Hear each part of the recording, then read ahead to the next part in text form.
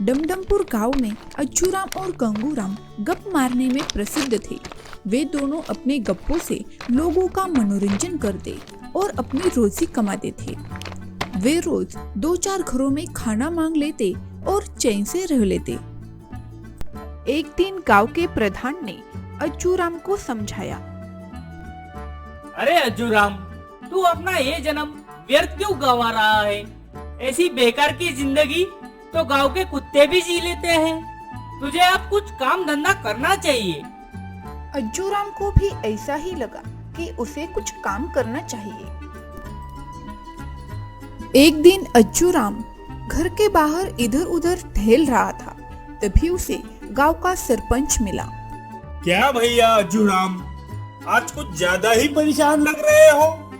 तबीयत तो ठीक है ना? हाय, ये पेट का दर्द एक दिन तो जान ही लेके छोड़ेगा। सरपंच जी, इधर मैं पेट के दर्द से परेशान हूँ और उधर में 9 करोड़ डूबे जा रहे हैं। 9 करोड़? हाँ, 9 करोड़। इसमें इतनी परेशान होने वाली क्या बात है? सरपंच जी, अमरूदों के बिजनेस में बस मुनाफा ही मुनाफा है, लेकिन इस दर्द ने मेरा सारा बिजनेस चौपट ही कर दिया है। इधर अज्जूराम के बिजनेस की बात जब गंगूराम के कान में पहुंची तो वो तुरंत अज्जूराम के घर गया। अरे भाई अज्जूराम, मैंने सुना है तुम अमरूदों का बिजनेस करने जा रहे हो। हाँ, सही सुना। तुझे इसमें क्या लेना देना है? मैं भी वही सोच रहा था बहुत दिनों से कि हम कोई व्यापार करें।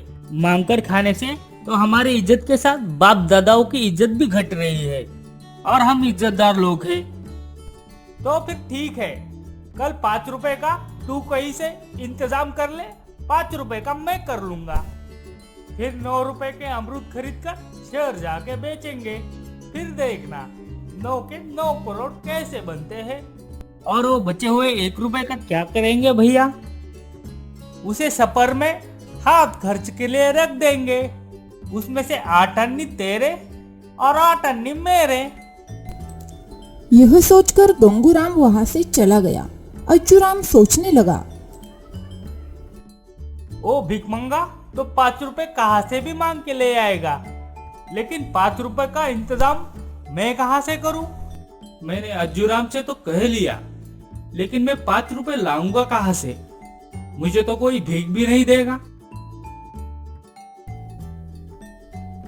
अगले दिन सुबह जब गंगूराम अज्जूराम के घर पहुंचा तो बोला, यह देखो 5 रुपए, बड़ी मुश्किल से लाया हूँ अपने पड़ोसी से, और कल सुबह तक लौटाने का वादा भी किया है। मैं भी चाचा को झांसा दे के लाया हूँ। अगर समय पे पैसे ना लौटाए तो वो मेरी खाट खड़ी कर देंगे। तो चलो हदाई लाल से 9 रुपए के अमरूद खरीद लेते हैं। हाँ हाँ चलो। और थोड़ी ही देर में वे दोनों हदामी लाल की दुकान पर जा पहुंचे। फिर उन्होंने 9 रुपए के अमरूद खरीदकर एक टोकरी में भरवा दिए और 8 आने सफर खर्च के लिए बचा लिए। अमरूदों का टोकरा अज्जूराम ने अपने सर पर उठाया और शहर के लिए चल पड़े। काफी दूर का रास्ता तय करने के बाद गंगूराम को बड़ी जोर से भूख सताने लगी। तो वह सोचने लगा, मुझे तो बहुत जोर की भूख लगी है, अब क्या करूं? हाँ हाँ याद आया, अटन्नी मेरे पास सफर खर्च के लिए मौजूद है। उसी से अमरूद लेकर खा लेता हूँ तो कुछ राहत मिल जाएगी। और तब गंगूराम ने अज्जूराम को अटन्नी दे दी और बोला, भैया अज्जूराम, अटन्नी के अमरूद दे दो। हाँ हाँ, क्यों नहीं, अभी देता हूँ।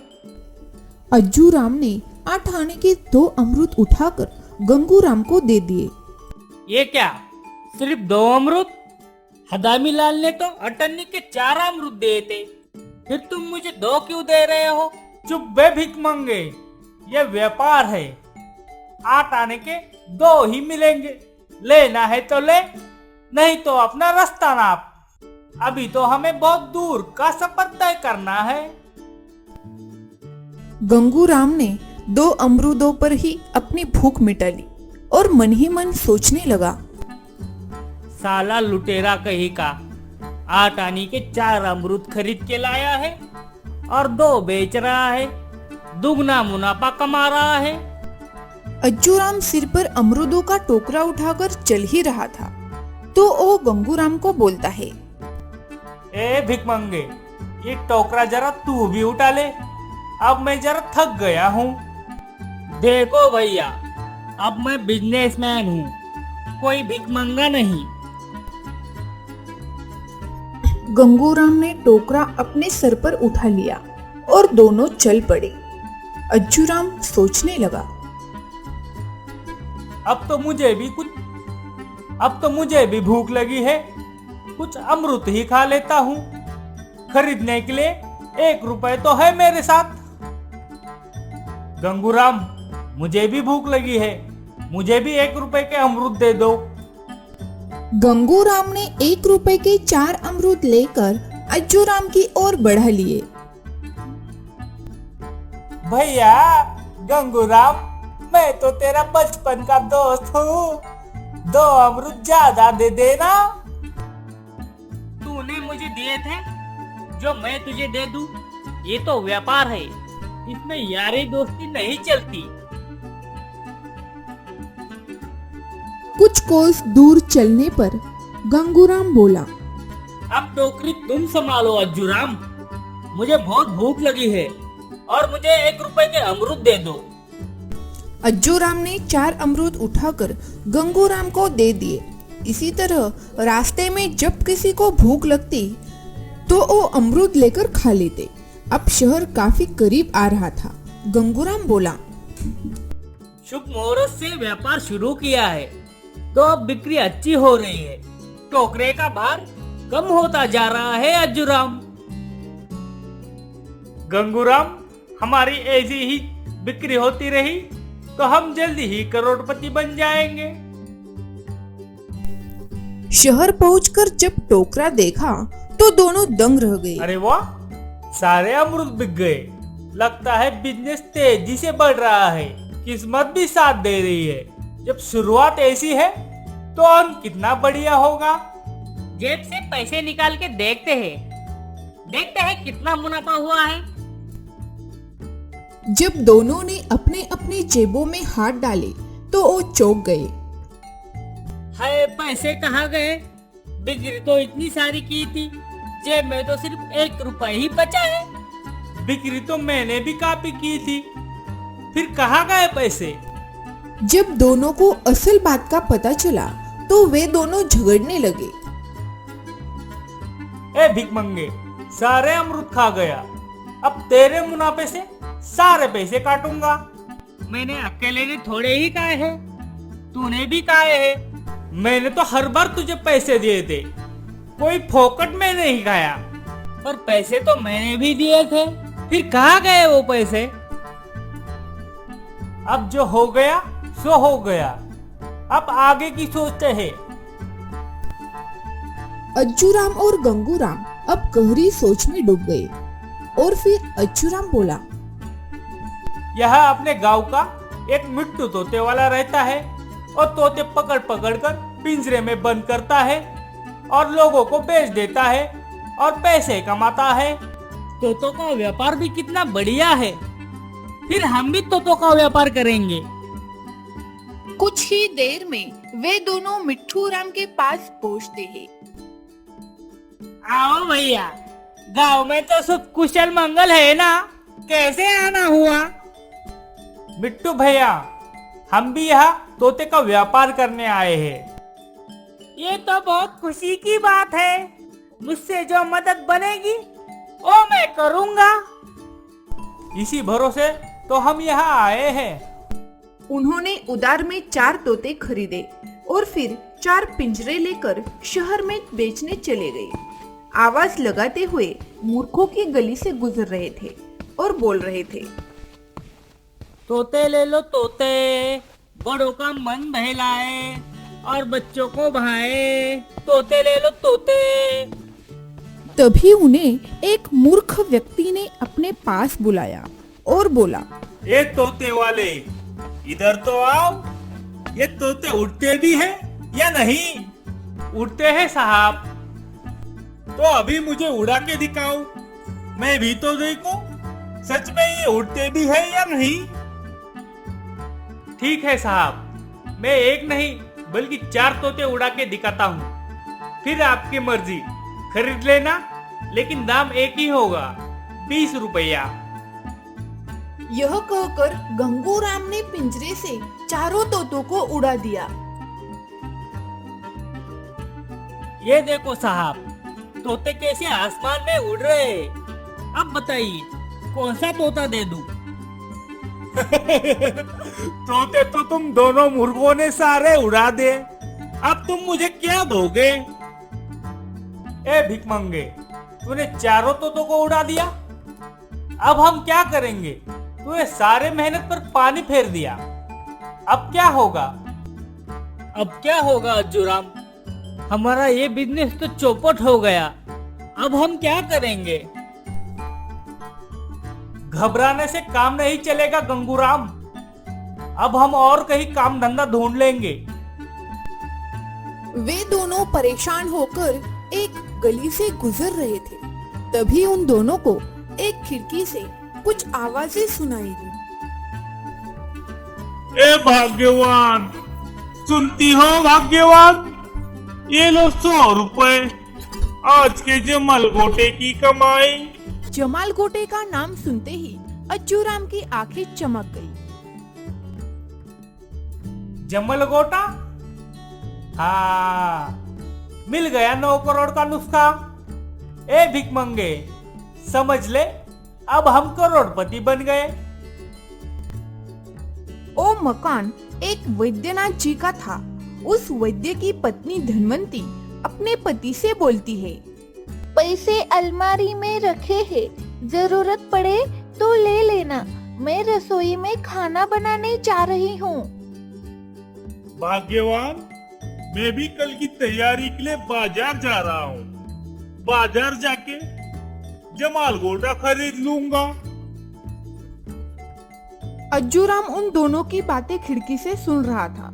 अज्जूराम की सारी नजर इस वैद्य के घर में ही थी। ए भिखमंगे, मुझे तो बहुत प्यास लगी है, मैं अभी जाकर इन वैद्यनाथ जी के घर पे पानी पी के आता हूँ। गंगूराम को बाहर ही छोड़कर अज्जूराम वैद्यनाथ जी के घर में घुस गया। धनवंती रसोई में खाना परोस रही थी। मौका देखते ही अज्जूराम ने अलमारी से 100 रुपए निकाले और नोट की जगह एक चिट लिखकर छोड़ दिया, जिस पर लिखा हुआ था, ये पैसे मैं उधार लेकर जा रहा हूँ, कुछ दिन बाद ब्याज के साथ लौटा दूंगा। ये व्यापार है, इसमें लेन देन तो चलता ही रहता है। भैया अज्जूराम, तूने तो पानी पीकर अपने पेट की भूख शांत कर ली, अब मेरा क्या होगा? भूख लगी है तो चल, क्या खाएगा? यह सुनते ही गंगूराम चौंक गया और बोला, अपना पेट भरने के लिए तो तेरे पास पैसे नहीं है और पूछ रहा है क्या खाएगा? दोनों वहाँ से चले गए। गंगूराम बोला, ये तुम्हारे पास 100 का नोट कहाँ से आया? जरूर अमृतों से बचाया होगा। अरे नहीं, वैद्यनाथ जी के पत्नी ने जो 100 रुपए अलमारी में रखे थे उन्हें लेके आया हूँ उधार में। क्यों न हम वैद्य बन जाए। आजकल बहुत से अंगूठे टेक ये धंधा अपनाकर मौज कर रहे हैं। वाह, क्या अकल की बात की है तुमने, मान लिया।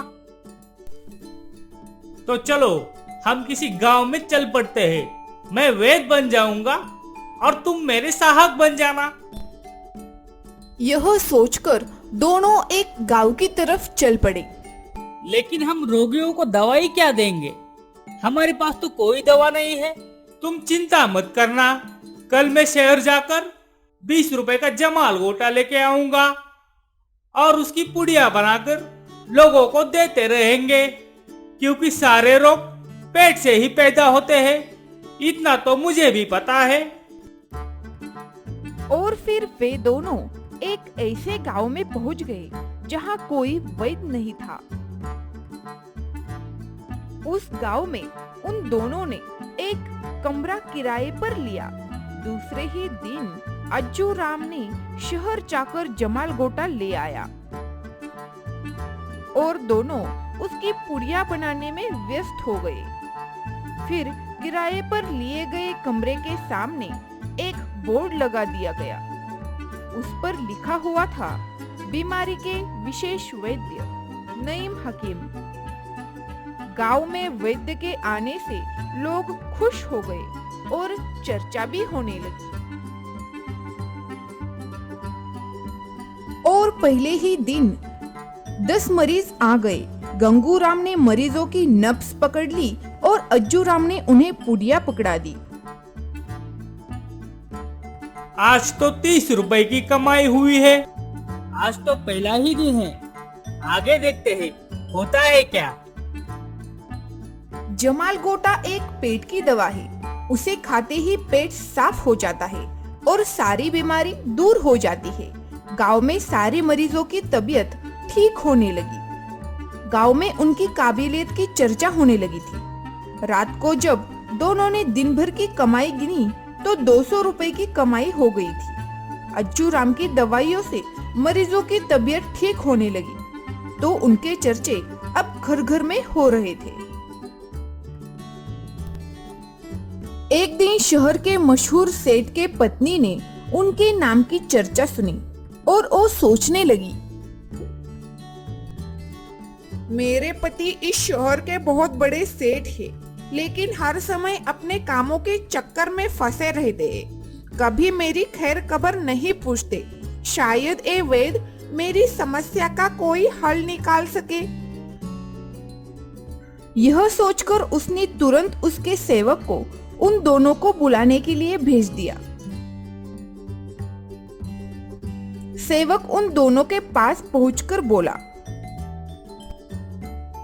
चलिए, आप दोनों को हमारे सेठानी ने बुलाया है। और वे दोनों उस सेवक के साथ चल पड़े। कुछ घंटे बाद जब वे दोनों सेठ के घर जा पहुंचे तब वो दोनों राम नाम बोलते हुए सेठ के पत्नी के पास गए। सेठ की पत्नी रत्ना बोली, आप दोनों का बहुत नाम सुना है। मैं बहुत परेशान हूँ वैद्य जी, मेरी मदद कीजिए।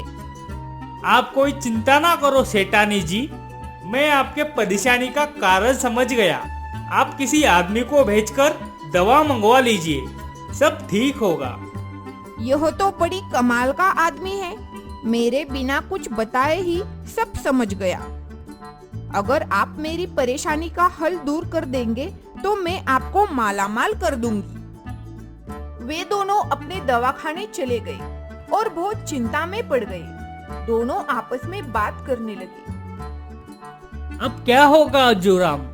सेठ की पत्नी का मामला है, हम इसे जमाल गोटा कैसे दे सकते हैं? जमाल गोटे के अलावा और कोई दवा भी तो नहीं है। अब तो जमाल गोटे से ही काम चलाना पड़ेगा। फिर 1 घंटे बाद सेठानी का सेवक उन दोनों के पास आ गया। ये पुड़िया सेठानी को जाके खिलाना और कहना कोई चिंता ना करे, सब ठीक हो जाएगा। जमाल गोटे की पुड़िया लेकर सेवक वहां से चला गया। अज्जू राम, मेरा दिल तो बहुत घबरा रहा है। मेरी सलाह मानो और यहाँ से भाग चलो, वरना सेठ को पता चला कि हमने जमाल गोटा पीस कर उसकी पत्नी को खिलाया है तो हमारा बैगन का भरता बना देगा। गंगूराम, ये सेठ का मामला है, उसकी पहुंच बहुत ऊपर तक होगी तो हम भागकर जाएंगे कहाँ? कहीं ना कहीं तो पकड़े ही जाएंगे। यह सोचकर दोनों अपनी किस्मत का मातंग मनाने लगे। उधर जमाल गोटी की पुड़िया खाते ही सेठ की पत्नी को दस्त छूट गए तो रत्ना परेशान हो उठी। शाम को जब सेठ पत्नी की तबीयत के बारे में पता चला तो वो भागा भागा हवेली में पहुंचा। क्या हुआ सेठानी जी? एक दिन में ही आप बहुत कमजोर हो गई हो। बस यूं ही जरा से दस्त लग गए थे। फिर अगले दिन सुबह फिर सेठ हवेली में आ गया और सेठानी का हाल मालूम किया। फिर शाम को सेठ फिर से सेठानी के पास आ गया। सेठानी, अब तुम्हारी तबीयत कैसी है? पहले से काफी अच्छी है सेठ जी। अब सेठ रोज सुबह शाम नियम से पत्नी का हाल जानने के लिए हवेली आने लगा। रत्ना अपने पति का प्यार पाकर खुश हो उठी। तब एक दिन उसने अपने सेवक को बुलाया और कहा, इस पैसों से भरा थैला उस वैद्य को जाकर दे देना और कहना हम उससे बहुत खुश हैं। उसकी दवा से हमारी परेशानी दूर हो गई। उधर उन्होंने जब अपने दवाखाने पर सेठ का सेवक आते हुए देखा तो उनके होश उड़ गए। गंगूराम, लगता है हमारा काम तो हो गया। अब सारी जिंदगी जेल में चक्की पीसनी पड़ेगी। मैंने तो पहले ही कहा था यहाँ से भाग चलो, पर तुमने नहीं माना। अब तो हमारा बैगन का भरता पक्का है। मालकिन ने आपकी फीस, इनाम और दवाई की कीमत भेजिए, ये लीजिए। हम तो अपनी गिरफ्तारी का इंतजार कर रहे थे और इन्होंने तो इनाम भेज दिया है। भगवान जाने क्या गोलमाल है। फिर एक दिन गांव के राजा की सवारी दवाखाने की तरफ आती दिख रही थी। सवारी को देखते ही अज्जूराम चौंक गया। हाय भगवान, ये तो राजा की सवारी लगती है और ये तो इधर की तरफ ही आ रही है। ओए भिखमंगे, लगता है राजा की शाही सवारी हमें लेने के लिए आ रही है। लगता है गांव में 2-4 आदमी हमारी दवा खाकर मर गए, इसलिए राजा ने हमें फांसी चढ़ाने के लिए बुलाया होगा। आप दोनों को महाराज ने तुरंत दरबार में बुलाया है। अज्जूराम और गंगूराम राजा के सैनिक के साथ दरबार के लिए निकल पड़े। सुना है तुम दोनों के पास सारी परेशानियों का हल है। हुक्म कीजिए महाराज, हम आपकी परेशानी जान सकते हैं। कल सब लोग युद्ध के जीतने के जश्न में मग्न थे, तभी डाकू शाहकाल ने खजाने पे हमला करके हमारे सेवक को मार दिया और हमारा खजीना लूट के चला गया। तो हुक्म कीजिए महाराज, हमें क्या करना होगा? डाकू शाहकाल को खजाने के साथ हमारे सामने दाखिल करो, वरना हम तुम दोनों का सर कलम करेंगे और बीच चौराहे पे लटका देंगे।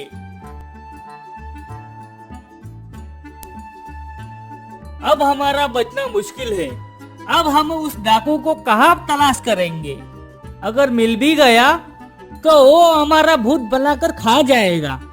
आज से 4 दिन के बाद हमारी गर्दन कट जाएगी। कहीं ऐसा ना हो 4 दिन बीत जाए और हमें पता भी ना हो।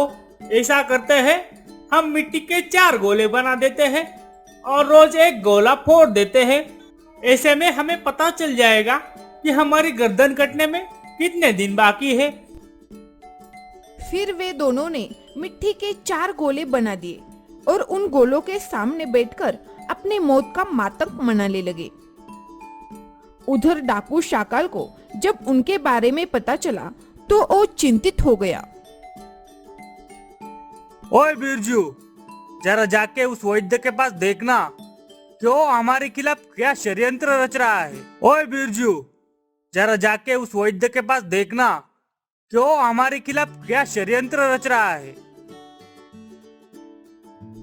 शाम होते ही अज्जूराम ने एक मिट्टी का गोला उठाया और बोला, ये देख गंगूराम, एक तो आ गया और थोड़ी ही देर में खत्म ही हो जाएगा, तब दूसरा आएगा और इस तरह 4 आ जाएंगे और 4 खत्म हो जाएंगे। सच में ये तो बहुत बड़ा पहुंचा हुआ आदमी लगता है। इसने तो अंदर बैठे बैठे ही जान लिया कि मैं खिड़की के बाहर खड़ा हूँ। बिरजू ने ये बात जाकर शाकाल को बताई। सरकार, वो आदमी बहुत चालाक है। उससे बचना हमारे लिए मुश्किल ही नहीं, नामुमकिन है। तो फिर ऐसा करते हैं, सारा खजाना उन लोगों के पास ले जाते हैं और उन्हें पूछते हैं कि तुम्हें इनमें से कितना हिस्सा चाहिए। सैनिकों, तुम उस वैद्य के दवाखाने जाके देखो, कहीं वो दोनों भाग तो नहीं गए। जब डाकू शाकाल और बिरजू सारा खजाना लेकर वैद्य के पास पहुँचे, तब वहाँ राजा के सैनिक आ गए। अरे ये तो डाकू शाकाल है, पकड़ लो जल्दी से, पकड़ लो, कहीं ये भाग न जाए। सेनापति का आदेश पाते ही सैनिक डाकू शाकाल पर टूट पड़े। गंगूराम, इस बार तो महाराज ने सेनापति के साथ सैनिक भी भेज दिए। लगता है हमारी पोल खुल गई। इधर डाकू शाकाल भागने से पहले सैनिकों ने डाकू शाकाल को खजाने सहित पकड़ लिया।